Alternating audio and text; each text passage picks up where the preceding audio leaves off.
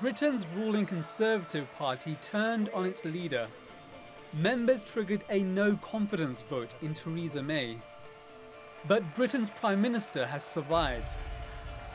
I'm pleased to have received the backing of my colleagues in tonight's ballot. Whilst I'm grateful for that support, a significant number of colleagues did cast a vote against me, and I've listened to what they said. Many are angry about the deal she struck for Britain to leave the European Union. On Tuesday, she went to Europe seeking concessions from EU leaders to the Brexit deal, but her critics called it a humiliation, and there was little sympathy for her. There is no room whatsoever for renegotiation. But, of course, there is room, if used intelligently, is room enough to give further clarification and further interpretations without opening the withdrawal agreement. This will not happen. Everyone has to know that the withdrawal agreement will not be reopened. As far as the EU is concerned, the deal agreed with May is the only one available to Britain.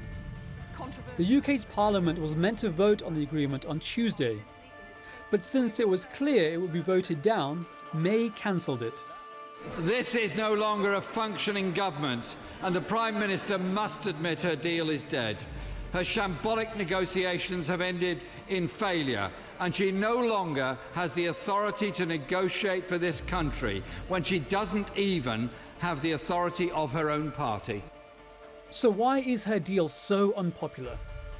Those who want to stay in the European Union, known as Remainers, say her plan is just a diluted version of Britain's current membership, with continued access to the single market and customs union, but with less influence. And for hardline Brexiteers, the agreement's not actually the Brexit they want. The UK will still have to follow EU rules that it won't be involved in creating.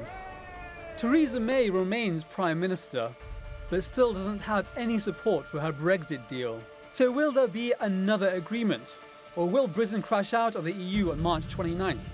Hyder Abbasi, The Newsmakers.